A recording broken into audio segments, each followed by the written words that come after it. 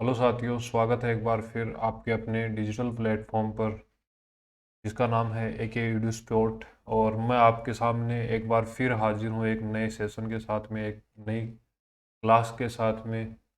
दोस्तों, जैसा कि आप सभी को पता है, पार्ट बी ईओआरओ की जो आरपीएससी ईओआरओ की जो भर्ती है उसके पार्ट बी को हम डिस्कस कर रहे थे।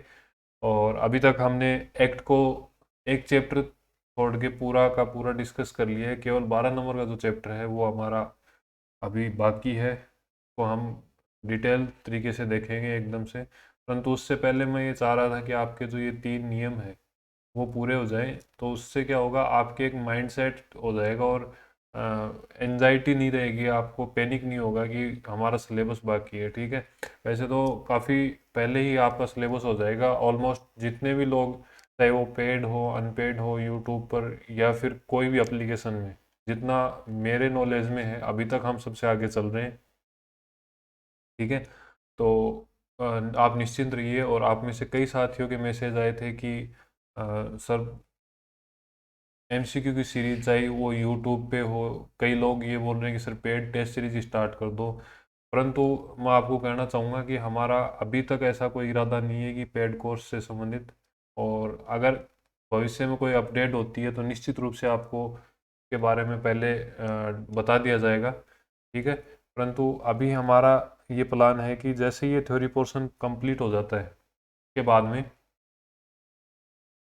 हम एमसीक्यू सीरीज जो है वो स्टार्ट करेंगे। ठीक है, तो आज का जो हमारा चैप्टर रहेगा वो रहेगा जितनी भी समितियां हैं।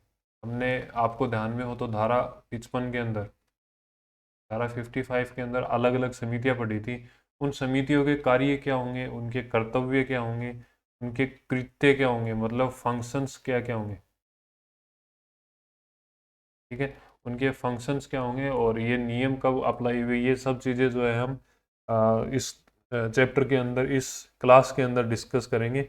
उससे पहले मेरी आप सभी से रिक्वेस्ट है कि अगर आप सभी को ये कंटेंट अच्छा लगता है, जैसा कि आप सभी के मैसेज में देखता हूँ, और पर्सनली भी जैसे व्हाट्सएप के थ्रू या वो टेलीग्राम के थ्रू भी कई लोग मैसेज करते हैं कि सर आपका कंटेंट बहुत शानदार है, तो उन लोगों से, स्पेशली उन लोगों से जिनको ये कंटेंट जो है ये यूज़फुल लग रहा है, उन लोगों से मेरी रिक्वेस्ट रहेगी कि आप लोग जो है वो इस चैनल को या इन वीडियोस को थोड़ा आगे शेयर किया करो, ताकि क्या है कि ज़्यादा से ज़्यादा अगर लोग जुड़ेंगे तो एक हमें भी सकारात्मक ऊर्जा मिलती है कि एटलीस्ट हमारी मेहनत जो है वो आपके काम आ रही है। ठीक है दोस्तों, तो स्टार्ट करते हैं आज की क्लास। उससे पहले मैंने आपको बताया कि ये जो एक्ट है, इस एक्ट के अंदर हमने 1 से 5 तक कंटिन्यू रखे थे। 6 नंबर का चैप्टर जो है हमारे सिलेबस के अंदर नहीं है। 7 नंबर हमने डिस्कस कर लिया था, धारा 101 से 140 तक। उसके बाद में हमने 11 नंबर जो चैप्टर है 159 से 199 तक, ये भी हमने डिस्कस कर लिया था। और इसके बाद में हमने 13 नंबर का जो है ये छोड़ा है अभी तक, है ना। सॉरी, 12 नंबर का हमने अभी छोड़ दिया है। 200 से लेकर 297 तक की जो धाराएं हैं वो हमें पढ़नी है, ये हमारी बची हुई है। उसके अलावा ये जो जितना भी पोर्शन आपको दिख रहा है वो हमने धीरे धीरे एकदम डिटेल्ड तरीके से पढ़ लिया है। प्लस डिटेल्ड वीडियो के अलावा हमने क्या किया है, रिवीजन की जो वीडियो है प्रत्येक चैप्टर के, जैसे अगर कोई छोटा चैप्टर है तो उसको हमने एक वीडियो के अंदर रिवाइज किया है। या फिर जो बड़ा चैप्टर है, जैसे 2 नंबर का जो चैप्टर था, तो ये बड़ा चैप्टर था, तो हमने धारा 1 से 25 तक एक बार कवर की और 26 से लेकर 50 एक बार कवर किया। तो इसी प्रकार हमने रिवीजन किया है। उसके अलावा आप में से जो लोग नए जुड़े हुए हैं या फिर जिन्होंने अटेम्प्ट नहीं किया अभी तक, उनको मैं बता दूं कि टेलीग्राम पे हमने एमसीक्यू सीरीज स्टार्ट की थी, जिसमें से पहली जो सीरीज है, पहला जो टेस्ट था वो हमने पोस्ट कर दिया टेलीग्राम पे। फ्री ऑफ कॉस्ट है, कोई भी दे सकता है। आप अपने, अगर आप में से कोई यूट्यूब या टेलीग्राम चलाता है, अगर किसी का चैनल या ग्रुप बना हुआ है, तो वो अपने ग्रुप में भी इसको शेयर कर सकता है। ठीक है, यहाँ से शेयर कर सकता है। टेलीग्राम का जो लिंक है आपको मैं कमेंट बॉक्स में और प्लस डिस्क्रिप्शन में भी डाल दूंगा, तो आप क्या है वहाँ से इजीली एक्सेस कर पाओगे इसको। ठीक है दोस्तों, अब आज का जो सेशन है, आज का जो हमारा रूल्स है, उनको डिस्कस करने से पहले मैं आपको एक थोड़ा सा धारा 167 जो है हम वापस से डिस्कस कर लेते हैं। क्योंकि जैसा कि मैं आप सभी को देख और आपके जो कमेंट हैं उनको मैं पढ़ पा रहा हूँ, तो जैसे आज ही मेरे को एक कमेंट प्राप्त हुआ, उससे पहले भी मेरे को जैसे व्हाट्सएप पे मैसेज प्राप्त हुए हैं, एक मैसेज मेरे को टेलीग्राम पे प्राप्त हुआ। तो मेरे को लग रहा है कि ये 167 जो है वो आप में से कई साथियों के साथ में इसको लेकर कन्फ्यूज़न है। ठीक है, तो हम आज जो इसकी मूल जो कॉपी है, जो बेयर एक्ट है, उससे मैंने ये मैटर उठाया है ताकि आपको समझ में आ जाए। देखो, इसमें जो है टाइटल कहता है कि अगर कोई भी अपराधिकृत विकास करता है, मतलब ऐसा विकास, अनऑथोराइज्ड डेवलपमेंट जो कि बिना परमिशन के हो या फिर परमिशन का उल्लंघन करता हो, जो भी आप मान के चलो नगर पालिका से आपने परमिशन लिए कोई भी XYZ निर्माण कार्य की, परंतु आपने उस निर्माण कार्य के अलावा अगर कोई निर्माण कार्य किया है, उन कंडीशंस जिनके अंदर आपको परमिशन दी गई है उनका अगर आप उल्लंघन करते हो, तो ऐसी कंडीशन में क्या होगा, वो आपराधिकृत विकास माना जाएगा। आगे बात समझ में? या फिर यहाँ पे ध्यान रखना है, या फिर कोई भी ऐसी योजना है, ठीक है, मान के चलो नगर पालिका द्वारा कोई योजना चलाई जा रही है और आप उस नगर पालिका की जो योजना है उसके असंगत, मतलब उसके खिलाफ काम कर रहे हो। ठीक है, नगर पालिका मान के चलो यहाँ से एक नाली लेकर जा रही है और आप क्या कर रहे हो, या तो इस नाली वाली जगह पे क्या कर रहे हो, खुदाई कर रहे हो, या फिर आपने क्या की, जो नाली जा रही थी या फिर अंडर कंस्ट्रक्शन थी वहाँ पे आपने मिट्टी डाल दी। अगर आप उसके असंगत काम कर रहे हो, उसके लिए रुकावट का काम कर रहे हो, तो ऐसी कंडीशन में पेनल्टी का प्रावधान किया गया है। अब वो पेनल्टी को लेकर ही काफ़ी लोगों के मैसेज आ रहे हैं कि सर इसमें दो पार्ट है और दोनों पार्टों को समझना थोड़ा सा मुश्किल हो रहा है आपके लिए। ठीक है, तो अब हम इसमें जो मूल एक्ट है उसके अकॉर्डिंग ही इसको डिस्कस करेंगे। तो सबसे पहले अगर कोई भी व्यक्ति है, अब ये व्यक्ति जो है वो कोई भी एक्स व्यक्ति मान लेते हैं, कोई भी व्यक्ति है वो स्वयं प्रेरणा से, मतलब खुद की इच्छा से, या फिर किसी अन्य व्यक्ति की प्रेरणा से, मतलब किसी अन्य व्यक्ति के कहने पर, या तो कोई व्यक्ति खुद से या फिर अन्य व्यक्ति के कहने पर कोई भी आपराधिकृत विकास कार्य प्रारंभ कर देता है। मान के चलो कोई नगर पालिका है, उसके अंदर कोई प्लॉट खाली पड़ा है, कोई भूमि खाली पड़ी है। ठीक है, और यह जो भूमि है वो कौन सी है, नगर पालिका की भूमि है। ठीक है, सरकारी भूमि है एक तरीके से। ऐसी कंडीशन में क्या होगा कि अगर कोई व्यक्ति इस पर निर्माण कार्य प्रारंभ कर देता है, ठीक है, या तो क्या, एक्स जो है, एक्स व्यक्ति हमने लिया है, ये क्या कर दे, खुद से निर्माण कार्य स्टार्ट कर दे। दूसरी कंडीशन ये आ सकती है कि ये कोई ठेकेदार लगा दे या अपने मजदूर लगा दे लाके। ठीक है, तो मतलब क्या हो गया, अन्य व्यक्ति की प्रेरणा से अगर वो कार्य करना स्टार्ट कर देता है, तो ऐसी कंडीशन में क्या होगा, या फिर किसी भूमि का उपयोग परिवर्तन करता है। ठीक है, मान के चलो कोई भी भूमि है, उसको पहले रहने के लिए काम में लिया जा रहा था। अब उसमें क्या किया उसने, जैसे उसके दो रूम थे,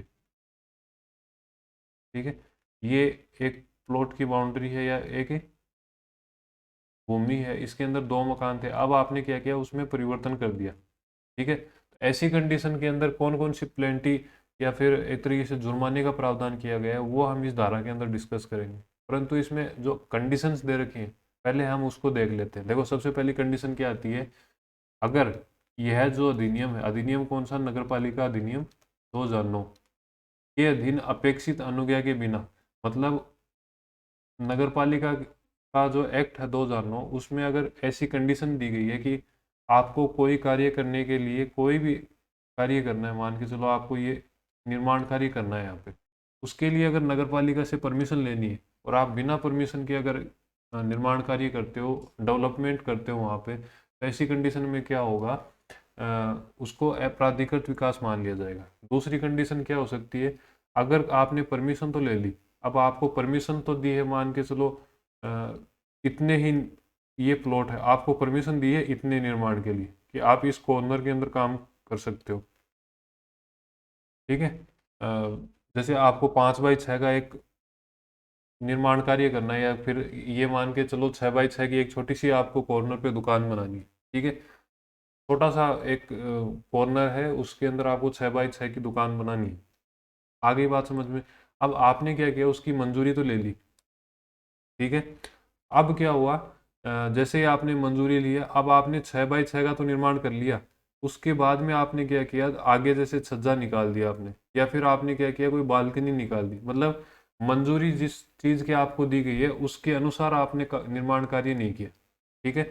या फिर जो कंडीशंस आपको दी गई थी कि भाई आपको 6x6 के अंदर ही कोई कंस्ट्रक्शन करना है, आपने क्या किया, उस शर्त का उल्लंघन कर दिया, तो ऐसी कंडीशन में भी हो सकता है। उसके अलावा कोई भी आपको परमिशन दी गई, अनुज्ञा का मतलब हो गया आपको परमिशन दी गई, उसके बाद में क्या हुआ, बाद जैसे कुछ समय निकल गया, उस जैसे कि इसी एग्जाम्पल को अपन परस्यू करें आगे, तो ये आपको आपका जो भूमि है वो पूरा प्लॉटिंग हो गई। इसके अंदर आपको 6x6 की एक दुकान बनानी है, छोटी सी दुकान बनानी है, मान के चलो आपको फॉर एग्जाम्पल आपको क्या करना है, यहाँ पे जीरोक्स की दुकान खोलनी है 6x6 की दुकान में, ठीक है। अब नगर पालिका ने एक बार तो परमिशन दे दी, ये परमिशन देने के बाद में नगर पालिका ने इसमें कोई चेंज कर दिए, ठीक है। अब जो भी चेंज किए जाते हैं उस चेंज के हिसाब से या प्रतिसरहण के हिसाब से ही कार्य किया जाएगा, ठीक है। प्रतिसरहण का मतलब है कि इसको कैंसिल कर दे, ठीक है। आपको मान के चलो एक बार तो ये परमिशन दे दी, उसके बाद में नगर पालिका कैंसिल कर देती है, तो फिर अगर एक बार कैंसिल कर दिया ना, तो उसके बाद में जो कैंसिल करने के बाद में स्थिति है, उसी स्थिति के अनुसार आपको कार्य करना पड़ेगा, ठीक है।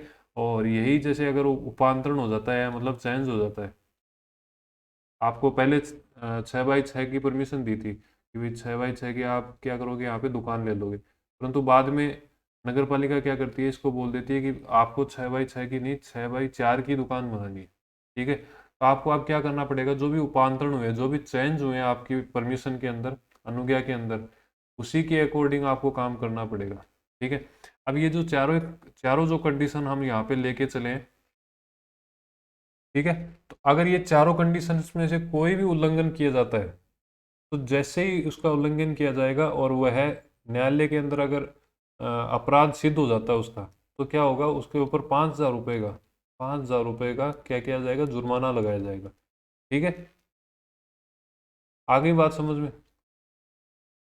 अब क्या होगा, जैसे पहली बार तो उस पर जुर्माना लगा दिया, परंतु क्या होगा कि वो व्यक्ति बाद में भी नहीं मान रहा, अपराध को लगातार जारी रख रहा है, तो जारी रखने की स्थिति में क्या होगा, उसके ऊपर 100 रुपये, मतलब 100 रुपये का जुर्माना लगाया जाएगा प्रतिदिन के हिसाब से, ठीक है।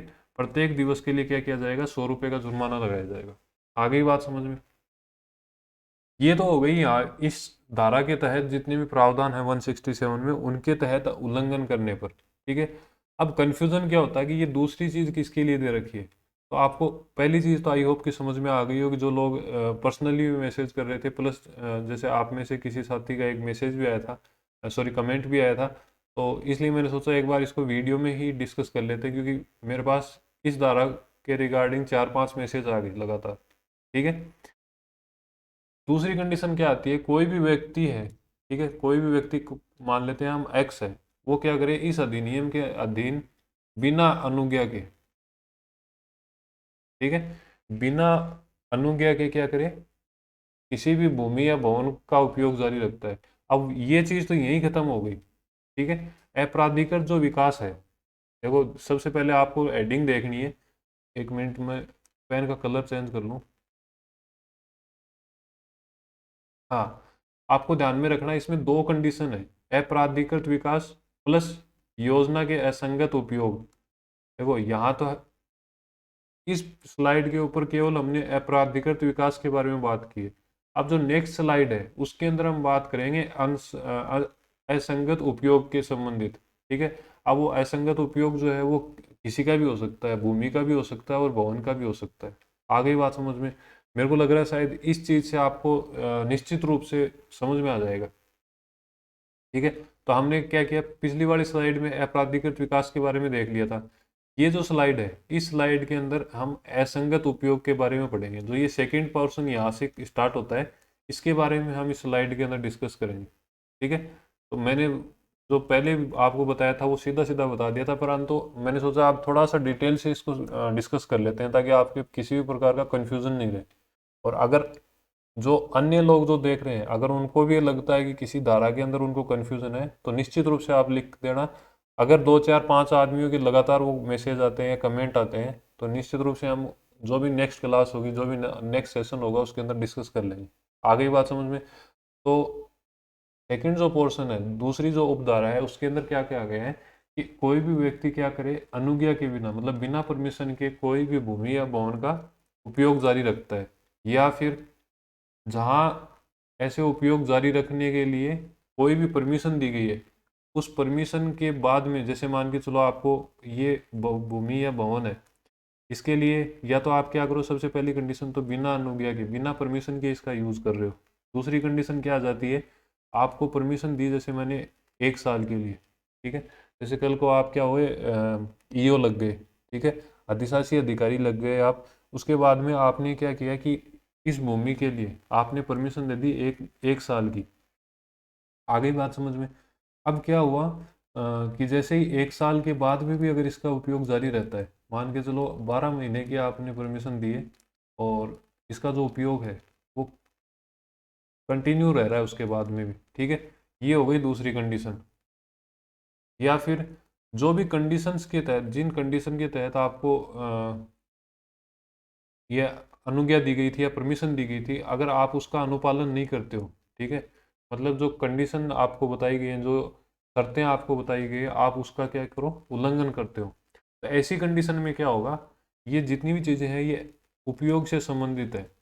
उपयोग वाली कंडीशन में देखो, पिछली बार हमने जो पढ़ा था, इसमें 5,000 और जारी रहने पर 100 रुपये थे, ठीक है, परंतु इसमें क्या है, असंगत उपयोग से संबंधित जो चीज़ें हैं उसके लिए जो जुर्माना है उसको 2,000 रुपये रखा गया एक बार प्रथम 2 सिद्धि पे, और अगर लगातार जारी रहता है, जारी रहने पर क्या हो जाएगा, 500 रुपये का जुर्माना लगाया जाएगा। ये चीज़ें इसमें दे रखी हैं, ठीक है, 500 रुपये कितने हो गए प्रत्येक दिवस के लिए, ये आपको 167 दे रखी है। और आप सभी को जैसे पता ही है कि अपनी जो बुक है वो बहुत ही अच्छा रिस्पॉन्स रहा है, जितना मेरी उम्मीद थी उससे काफ़ी ज़्यादा आपका प्यार और साथ सपोर्ट मिला है इस बुक को, तो उसके लिए आप सभी का धन्यवाद।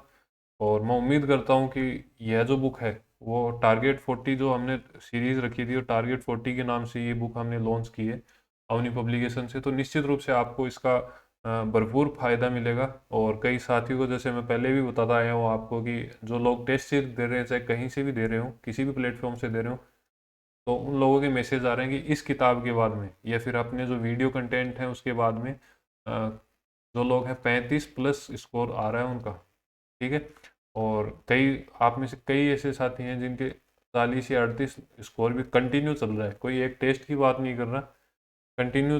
और मैं देख भी रहा हूँ, डायरेक्ट जुड़ा हुआ भी उन लोगों से, स्क्रीनशॉट भी शेयर करते हैं लोग। तो निश्चित रूप से आप इस बुक को खरीद सकते हो।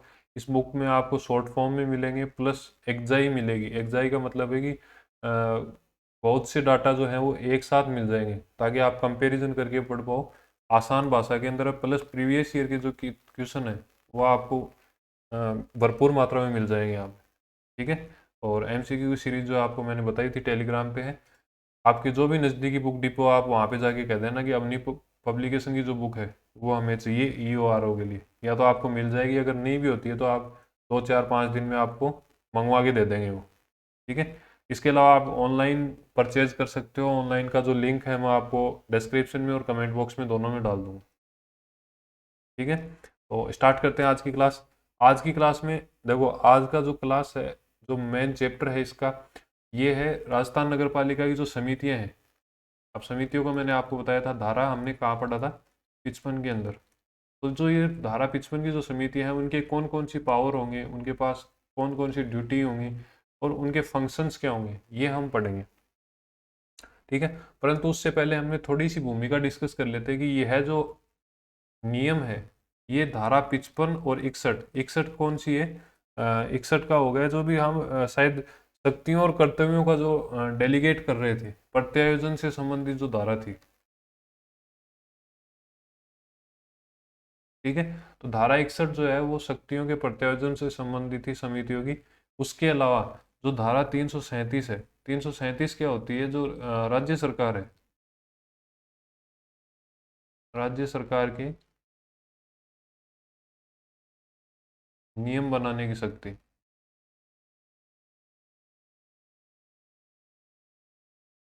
ठीक है, राज्य सरकार की जो नियम बनाने की शक्ति है। तो इन तीनों धाराओं का उपयोग करते हुए ये नियम हम पढ़ेंगे, ठीक है। मतलब राज्य सरकार जो नियम बनाएगी वो इन तीनों धाराओं के अधीन रहते हुए बनाएगी। सबसे पहले जो नियम नंबर 1 है उसको हम डिस्कस करेंगे। इसमें कुल मिला के 1 से लेकर 6 तक के नियम है, जिसमें से एक नियम जो है वो विलोपित है, और मेन मुख्य जो नियम है वो है इसमें 4 नंबर का, ठीक है। 4 नंबर का है, और तो बाकी इसमें छोटे छोटे नियम है। तो सबसे पहले नियम नंबर 1 हम पढ़ लेते हैं। इसमें है कि संक्षिप्त नाम क्या होगा। तो इसका जो नाम होगा वो इसकी हेडिंग है, वही इसका नाम है, ठीक है। राजस्थान नगरपालिका समितियों की शक्तियां, कर्तव्य और कृत्य, नियम 2009, ये तो हो गया इसका नाम, ठीक है। आरंभ के बारे में आपके जो मैन जो एक्ट दे रखा है उसके अंदर कुछ स्पष्ट रूप से दे नहीं रखा आरंभ से संबंधित, ठीक है दोस्तों। तो आरंभ को आप एक बार देख लेना, अगर बाद में अगर मेरे को कहीं मिलता है ऐसी कंडीशन में क्या होगा, मैं आपको बाद में नेक्स्ट क्लास के अंदर बता दूंगा, परंतु अभी तक मेरे को कुछ ठोस इसके अंदर मिला नहीं है, ठीक है। तो आपको इस नियम में केवल अभी तक नाम ही ध्यान में रखना है। उसके बाद में नियम नंबर 2 आता है परिभाषाएं। जितने भी हम 3 नियम पढ़ेंगे तो उसमें यही फॉर्मेट रहता है, सबसे पहले नाम और जो भी लागू होने की दिनांक है, जो जितने दिन में ये लागू हो जाएगा वो चीज़ें दे रखी हैं। उसके बाद में नेक्स्ट जो आता है, सेकंड जो नियम आएगा वो आएगा परिभाषाएं। अब परिभाषाओं के अंदर क्या होगा कि कुछ आपको जो टर्म्स यहाँ पे यूज़ की गई है, उस टर्म्स या जो भी वर्डिंग यूज़ की गई है उनकी परिभाषा जो है हम डिस्कस करेंगे, ठीक है।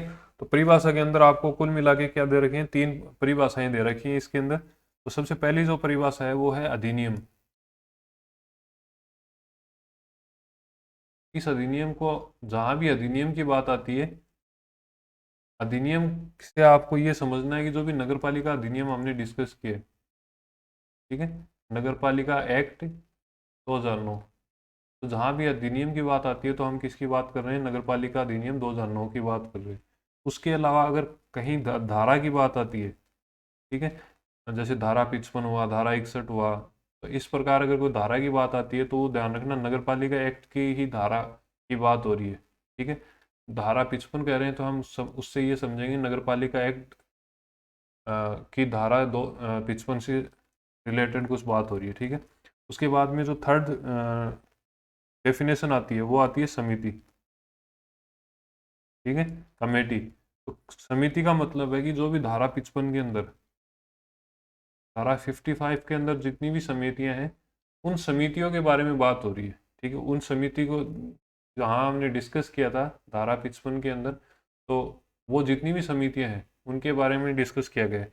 ये 3 तो आपको डिफाइन की गई है। उसके अलावा जो भी वर्ड यहाँ यूज किए जाएंगे वो सभी के सभी कहीं ना कहीं आपको अधिनियम के अंदर परिभाषित किए हुए मिलेंगे। आगे बात समझ में, ठीक है। उसके बाद में रूल थर्ड कहता है कि समितियों का गठन।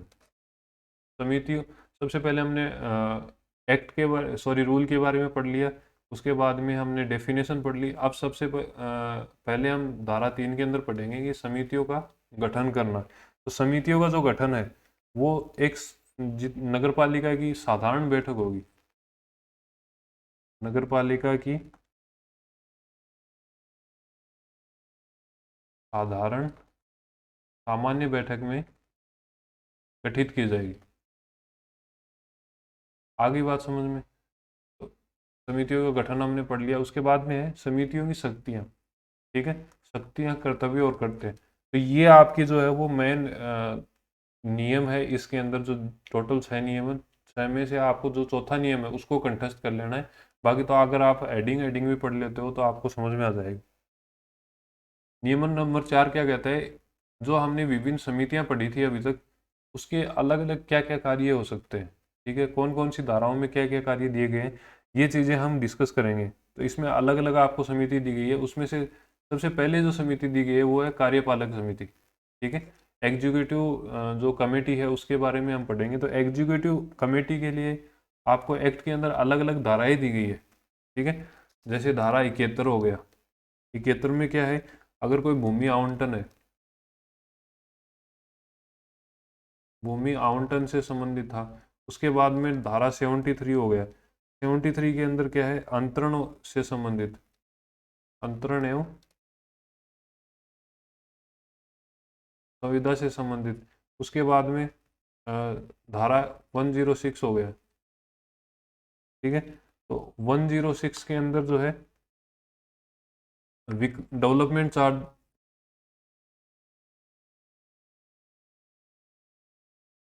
जो भी विकास के जो प्रभार हैं उनको वसूलने के लिए धारा 106 के अंदर कहा गया है। तो मतलब कुल मिला के ये है कि अलग अलग जितनी भी धाराएं हैं जहाँ पे कार्यपालक समितियां जो है, एग्जीक्यूटिव कमेटी है, उसको अधिकार दिए गए हैं, तो वो सभी के सभी अधिकार, कर्तव्य और कृत्य के हैं उनको प्राप्त होंगे कार्यपालक समिति को, और जितने भी कार्य उनको दिए गए हैं वो सब के सब कार्य उनको करने होंगे। उसके अलावा जो मेन काम है जो आपको यहाँ पे ध्यान में रखना है वो क्या है कि अगर कोई भी बोर्ड का कर्मचारी, नगर पालिका का कोई बोर्ड है, ठीक है, नगर पालिका बोर्ड के अंदर कोई भी कर्मचारी है, ठीक है, या फिर कोई अधिकारी है, ठीक, अगर इनके खिलाफ कोई भी अनुशासनात्मक कार्यवाही की जाती है, कोई भी डिसिप्लिन से संबंधित कार्यवाही की जाएगी, तो वो किसका कर्तव्य होगा? एग्जीक्यूटिव कमेटी जो होगी, कार्यपालक समिति जो होगी, उसका यह कर्तव्य होगा कि अगर कोई भी अनुशासनात्मक कार्यवाही की जाती है तो उसको क्या करें, पूर्ण रूप से और पारदर्शी तरीके से उसको कंप्लीट करवाएगी, ठीक है। तो ये तो हो गया कार्यपालक समिति का कार्य। उसके बाद में वित्त समिति का, वित्त समिति का जो धाराओं में हमने डिस्कस किया है वो तो पता ही है सभी को। अब जैसे धारा 80 है, फिर जैसे 96 है, ये आपको या तो बुक में देखने को मिल जाएगा या फिर आपके पास जो भी पीडीएफ है तो उसमें भी आपको निश्चित रूप से मिल जाएगा कि नगर पालिका निधि के अंदर वित्त समिति कार्य करती है। अगर कोई बजट बनाना है तो उसके लिए भी वित्त समिति कार्य करेगी। उसके अलावा जितने भी लेन देन होते हैं उसके अंदर जो वित्त समिति की जो शक्तियाँ होती है वो तो कंटिन्यू रखनी ही रखनी है। उसके अलावा जो इसमें अलग से काम दिए गए हैं वो हम डिस्कस कर लेते हैं। एक तो जो टैक्सेशन है, अगर कोई भी टैक्स लागू करना है तो उसके अंदर क्या होगा कि जो वित्त समिति है वो क्या करेगी, अपनी सलाह देगी, ठीक है। उसके अलावा जो भी टैक्स हैं इनकी वसूली कौन करेगी? वित्त समिति ही करेगी, ध्यान रखना, ठीक है। उसके अलावा जो भी बजट है, अब इसका बजट का देखो, सबसे पहले आपको प्राकलन तैयार करना है वित्त समिति में, ठीक है। उसके बाद में इसमें कोई भी परिवर्तन करना है। इसके अलावा अगर कोई भी पुनर्विनियोग करना है तो ऐसी कंडीशन में क्या होगा, ये जो जितने भी कार्य हैं ये किसके होंगे? वित्त समिति के कार्य होंगे। आगे बात समझ में। उसके बाद में नेक्स्ट हमारी समिति जो है वो आती है स्वास्थ्य और स्वच्छता समिति, ठीक है। तो स्वास्थ्य और स्वच्छता समिति के कौन कौन से कार्य होंगे? जाहिर सी बात है, आपको नाम देख के पता चल रहा होगा कि इस समिति के कार्य जो है वो स्पेशली हेल्थ से संबंधित होंगे, ठीक है। तो जो पीछे हम धारा जितनी भी हम डिस्कस करेंगे, जैसे 12 नंबर चैप्टर जो है उसके अंदर मेन काम होता है स्वास्थ्य और स्वच्छता समिति का। जैसे नालियों का निर्माण है, प्रॉपर सफाई करना है, अगर कोई खतरनाक बीमारी आ जाती है, आकस्मिक कोई भी ऐसी घटना हो जाती है जैसे कोरोना है, तो ऐसी कंडीशन में कौन कौन से कार्य किए जाएंगे, किस प्रकार किए जाएंगे, तो ये चीज़ हम लगभग 12 नंबर का जो चैप्टर है उसके अंदर पढ़ेंगे। तो मोस्ट ऑफ जो स्वच्छता और स्वास्थ्य समिति है इसके जो कार्य हैं वो लगभग जो कार्य हैं वो चैप्टर नंबर 12 के अंदर दे रखे हैं। उसके अलावा मेन काम इनका क्या होता है? स्वास्थ्य से संबंधित, ठीक है। अब वो हो सकता है कचरे को हटाना हो, सफाई करनी हो, समय समय पर जैसे कोई भी कैंप लगाने हो, तो इस प्रकार जो भी स्वास्थ्य से संबंधित कार्य है वो कौन करेगा? स्वास्थ्य समिति करेगी। आगे बात समझ। के बाद में है भवन अनुज्ञा और संक्रम समिति। तो भवन अनुज्ञा संक्रम समिति क्या करेगी?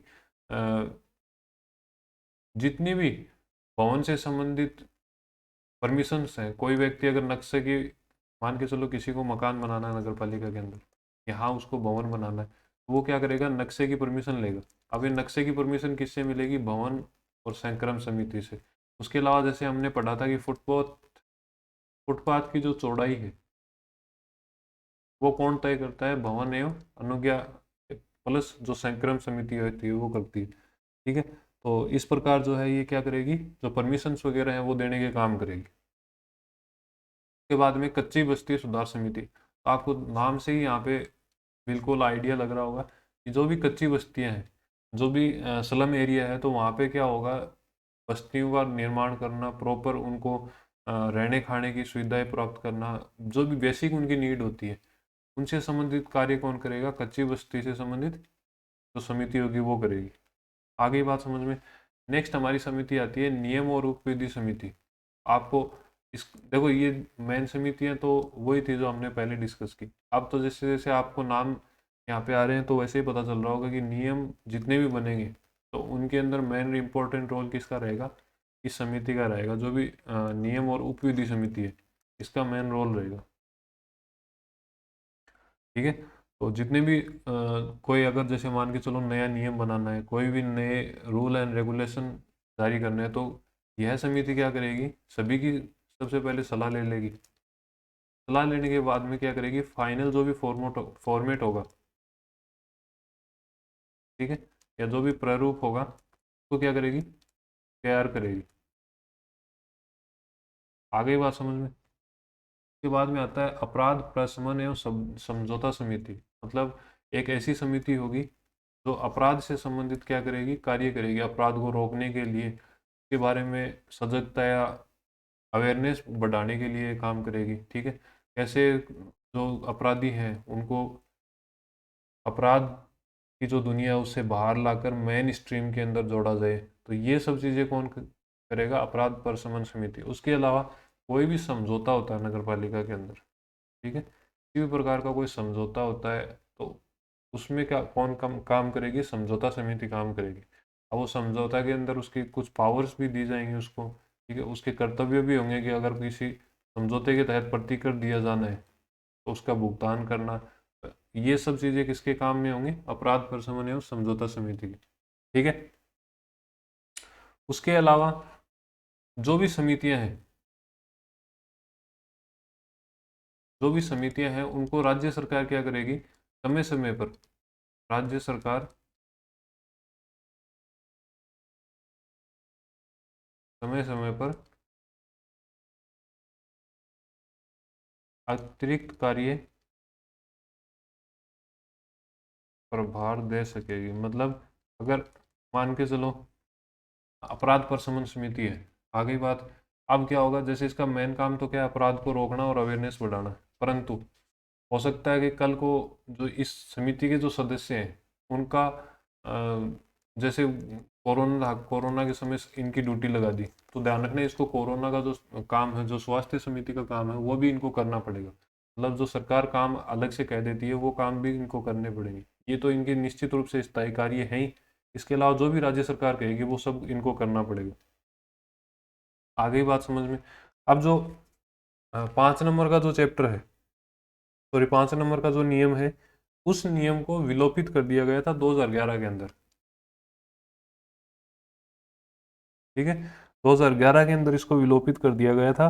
तो जहाँ तक मेरे को ध्यान में आ रहा है 28 जनवरी था शायद।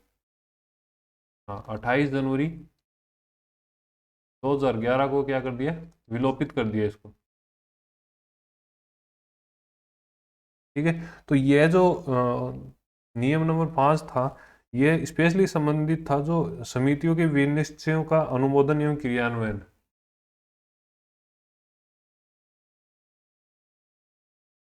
जो भी समितियां थी उनके जो भी मतलब डिसीजन होते थे,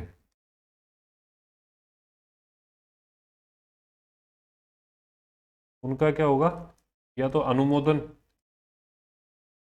या फिर क्रियान्वयन। मतलब उनको कैसे एग्जीक्यूट किया जाएगा, तो वो चीज़ें पहले नियम नंबर 5 में दे रखी थी, परंतु उनको क्या कर दिया कि यहाँ से हटा दिया गया है। आगे बात समझ में। उसके बाद में इस जो नियम है समितियों की शक्तियां, कर्तव्य और कर्तव्य जो 2009 के नियम है, इसके अंदर जो लास्ट नियम है उसको एडिंग दी गई है, निरसन एवं व्यावर्तियां। ठीक है, तो इस निरसन का मतलब है कि रिपील।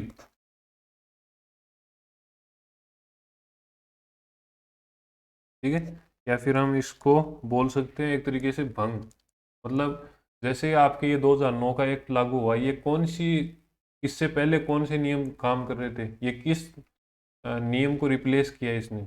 ठीक है, किस नियम को इसने प्रतिस्थापित किया है, तो आपको ध्यान में रखना। अगर निरसन की अगर बात आ जाती है, स्पेशली जो समितियों की शक्तियां, कर्तव्यों, कर्तव्य से संबंधित, तो ध्यान रखना इसने राजस्थान नगर पालिका,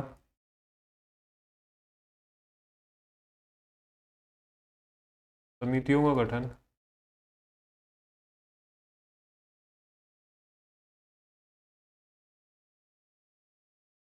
नियम 1996, मतलब 2009 से पहले ये जितने भी हमने कार्य वगैरह पढ़े हैं, तो ये कहाँ पे दिए हुए थे, इसमें राजस्थान नगर पालिका समितियों का गठन नियम 1996 के अंदर ये दिए हुए थे। और जितने भी ये पावर्स वगैरह हैं, ये किसको फॉलो कर रही थी, 1996 को। तो पर जैसे ही 2009 का ये रूल लागू हुआ, लागू होते ही क्या हुआ कि ये वाला जो नियम है ये भंग हो गया एक तरीके से। ठीक है, निरसन हो गया इसका।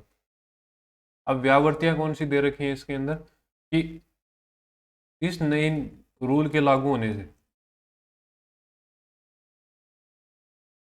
जो भी 1996 का जो नियम था उसके अंदर जितने भी कार्य हो रहे थे, तो उस उन रूल्स के अकॉर्डिंग कोई भी कार्य अगर विधिपूर्ण है या अविधिपूर्ण है, ऐसी कंडीशंस में नए नियम के लागू होने से उन पर कोई फर्क नहीं पड़ेगा।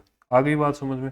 जैसे किसी व्यक्ति को यहाँ पे परमिशन दे दी एक्स एक्स कार्य करने की। ठीक है, यहाँ पे परमिशन क्या दी है, ये कार्य करने की दे दी थी 1996 के तहत। अब क्या हुआ, 2009 में एक्ट लागू हो गया। एक्ट के लागू होने के बाद में इस पर कोई खास फर्क नहीं पड़ेगा। आ गई बात समझ में। तो यही चीज़ें दे रखी है कि जो भी पुराने विधि और अविधिपूर्ण कार्य हैं उन पर नए नियम के आने से कोई प्रभाव नहीं पड़ेगा। आ गई बात समझ में। तो आई होप कि आपको निश्चित रूप से जो आज हमने डिस्कस किया है वो पूरा का पूरा समझ में आ गया होगा। फिर भी अगर नहीं आता है तो आप कमेंट कर देना।